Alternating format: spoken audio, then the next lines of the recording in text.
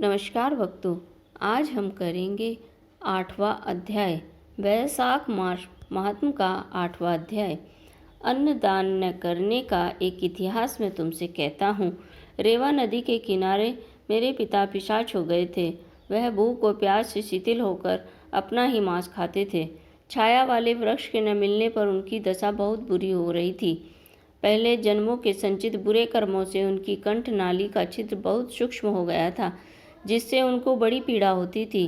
कुएं, बावड़ी और तालाब का जल उनको विष के समान लगता था। मैं गंगा यात्रा को जा रहा था।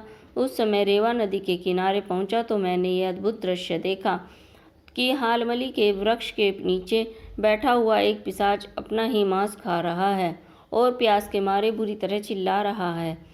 वह मुझे देखते ही मारने को दौड़ा, परंतु मेरे तेज के सामने वह हताश हो गया। मुझको उस पर दया आई और मैंने उससे कहा कि डरने की कोई बात नहीं है।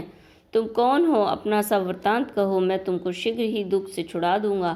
वह नहीं जानता था कि मैं उसका पुत्र हूँ। वह कहने लगा कि अनर्थ देश में भूव्रातखत नामक एक नगर था। उसमें मैं संस्कृत गोत्र में उत्पन्न हुआ और मैत्र मेरा नाम था। तप, दान, यज्ञ में मेरी बड़ी श्रद्धा थी। मैंने संपूर्ण विद्याएं पढ़ी और पढ़ाई, परंतु मैंने वैशाख मास में कभी अन्न का दान नहीं किया। मेरे विचार से इसी कारण मुझको यह पिशाच योनि मिली है और कोई कारण दिखाई नहीं देता। मेरा पुत्र सुतदेव नामक एक बड़ा विद्वान और धर्मात्मा है। तुम उससे जाकर कह देना कि तुम्हारा पिता वैशाख में दान न करने के कारण पिशाच योनि में पड़ा हुआ रेवा नदी के किनारे बैठा हुआ अपना ही मांस खा रहा है। यह बात मैंने तुमसे कही है। यदि तुम मेरे पुत्र से जाकर कहोगे तो तुम्हारी बड़ी ही कृपा होगी।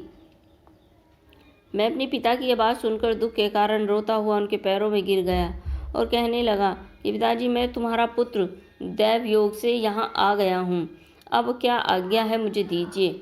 मैं वही कार्य करूँगा जिससे आपका यह दुख दूर हो जाए। तब वह बड़ी प्रसन्नता के साथ कहने लगे कि यात्रा करके शीघ्र जाओ और मेष संक्रांति में स्नान आदि करके भगवान विष्णु के निमित्त अन्नादि किसी श्रेष्ठ ब्राह्मण को दान दो, जिससे सकुटुम्ब मेरी मुक्ति हो जाएगी। मैंने तीर्थ यात्रा करके घर आ वैशाख के मास में अन्न का दान नहीं किया।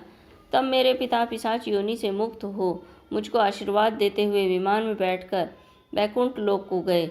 सो हे राजन, मैंने तुमसे यह सारभूत कहा। अब तुम्हारी क्या सुनने की इच्छा है? बोलो विष्णु भगवान की जय।